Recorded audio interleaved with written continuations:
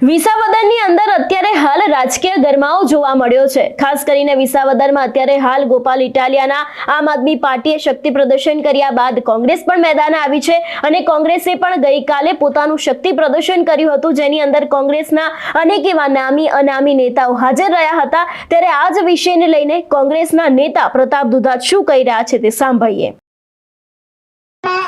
કેજરીવાલને ના ખોળામાં મોટા કરવાનું કામ કર્યું। આ જુઠ્ઠાણાની સરકાર એટલા માટે કહું કે આમ આદમી પાર્ટીનો જુઠ્ઠો પાયો ઈ લોકપાલ વખતે અન્નાને ઉપવાસ કરીને દેશને ગુમરાહ કરવાનું કામ કરી અને આમ આદમી પાર્ટીનું બીજ એ ભારતીય જનતા પાર્ટીની બી ટીમ તરીકે આખા દેશની અંદર પાયો નાખવાનું કામ કર્યું। શું કામ આ વાત કરું છું તમને કે સાફ સૂત્રો છે ગાંધીવાદી વાત, ગરીબોની વાત, આ ગરીબોની વાત કરીને ગરીબોના ઘરમાં ગરી અને પોતે સસ્તું આપવાનું મફત આપવાની વાત કરી। ઈ જ આમ આદમી પાર્ટીના ગઈકાલ કેજરીવાલ અહીંયા આવી અને કોંગ્રેસને ગાળો આપવાનું કામ કરતા હતા। અહીંયા વિસાવદરની 19 તારીખે મતદાન છે। મતદાર ભાઈઓને હાથ જોડીને વિનંતી કરું છું, થોડીક આરટીઆઈ કરી લેજો।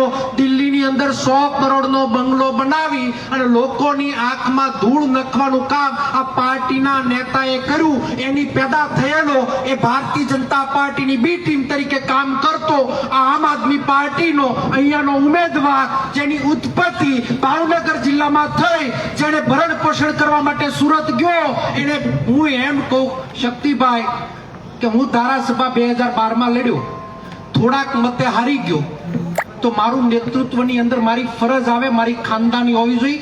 મેં 5 વર્ષ સુધી સાવરકુંડલામાં કાર્યાલય આપ્યું, આજે પણ કાર્યાલય હાર્યા પછી હું આખું છું અને 17માં હું ધારાસભ્ય બન્યો, 522માં હું હારી ગયો, આજે પણ કુંડલા ને લીલિયામાં હું કાર્યાલય આખું છું। વિસાવદરની જનતાને હાથ જોડીને વિનંતી કરવા આવ્યો કે તમે એક મત નાખો એ પહેલા તમે કતાર ગામની અંદર આ લડેલા ઉમેદવારનો ઇતિહાસ કાઢી આવજો, પછી મતનું બટન દબાવવા જાજો કે 58,000 લોકો એને મત આપ્યા હતા। એ વિધાનસભાના લોકો રેડા રખડે છે, મતદારો રેડા રખડતા હોય ત્યારે આ વિસાવદરની જનતા, આ વિસાવદરના મતદારો એટલા ગુનેવાળા છે। અહીંયાથી ખેડૂતના દીકરા કુવા ખોતા કેશુભાઈ સૌદાસભાઈ પટેલને અહીંયાથી મોટા બનાવ્યા હોય, એના મુખ્યમંત્રી બનાવ્યા હોય। આ વિસાવદરની ઇલેક્શન એ ગુજરાતને દિશા બતાવવાની છે ત્યારે અહીંયા કોંગ્રેસ કાર્યકર્તા મોટી સંખ્યામાં આવ્યા છે। આ ભારતીય જનતા પાર્ટીની બી ટીમ 30 વર્ષથી બીજી ટીમને લડાવી મતનું વિભાજન કરી અને ખેડૂતોને, ગરીબોને, મધ્યમ વર્ગને પાયમાલ કરવાનું કામ કરી રહ્યા છે ત્યારે આપણી સૌની નૈતિક ફરજ છે, અહીંયા બેઠેલા એક વ્યક્તિની નૈતિક ફરજ છે કે હર કોઈ વ્યક્તિ પંજાનો ઉમેદવાર બની પોતપોતાનું બૂથ સંભાળે, હર કોઈ વ્યક્તિ પોતપોતાની જવાબદારી સંભાળે।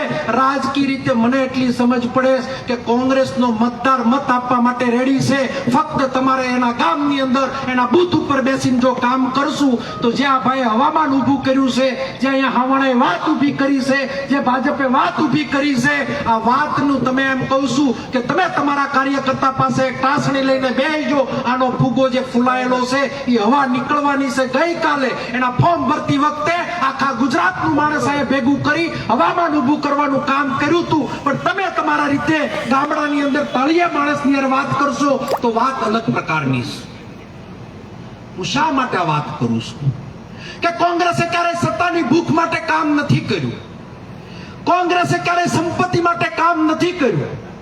અહીંયા બેઠેલા એક વ્યક્તિ, કસાયેલા વ્યક્તિઓ આજે પણ એટલી યાતના અને વેદનાની અંદર પ્રજાની ઢાલ બનીને કામ કરતા હોય। અમારો ધારાસભ્ય તરીકે અહીંયા લડેલો કરશનભાઈ હોય, હારી ગયો છતાં પણ ઇકોઝોનની વાત હોય તો એ ખેડૂતોની આગેવાની લેતો હોય। અહીંયા અમારા લડેલા કે હારેલા કે જીતેલા કોઈ પણ ઉમેદવાર કે કોઈ પણ કાર્યકર્તા હોય, ખેડૂતો કે ગરીબોની વાત કરતા હોય ત્યારે મારે લાંબા ભાષણ નથી કરવા, આજે ઘણી બધી વાતો આવશે, પણ અહીંયાથી ઉભા થાવ તો ગામડાની અંદર એક જ સવાલ કરજો કે ભારતીય જનતા પાર્ટીનો ઉમેદવાર ભલે ગમે ત્યારે ડિક્લેર થાય, પણ આમ આદમી પાર્ટીના ઉમેદવાર બારામાં થોડુંક કતાર ગામના લોકોને ફોન કરી અને ગામડાના લોકોને કહેજો મત નાખવા જાઓ, પેલા મનોમંથન કરજો, મત નાખવા જાઓ એ આત્માને પૂછજો। આ ઇલેક્શનથી કોઈ દેશની સત્તા નથી બદલાવાની, આ ઇલેક્શનથી કોઈ ગુજરાતની ગાદી નથી બદલાવાની, પણ આ ઇલેક્શનથી હું 100% એટલું કહી શકું કે ગુજરાતની દિશા બદલાવાની છે। ત્યારે આપણી સૌની નૈતિક ફરજ નિભાવીએ, આપણી સૌની ફરજ નિભાવી અને કોંગ્રેસની સાથે ગરીબ ગામડું ને મધ્યમ વર્ગને મજબૂત બનાવીએ। આટલી જ અભ્યતા સાથે જય હિન્દ, જય ભારત। તમારું શું માનવું છે આ વિષયને લઈને અમને કમેન્ટ કરીને ચોક્કસથી જણાવજો. તેની સાથે જ અમારી ચેનલ નિર્ભય ન્યૂઝને લાઇક, શેર અને સબસ્ક્રાઇબ કરવાનું ભૂલશો નહીં. નમસ્કાર.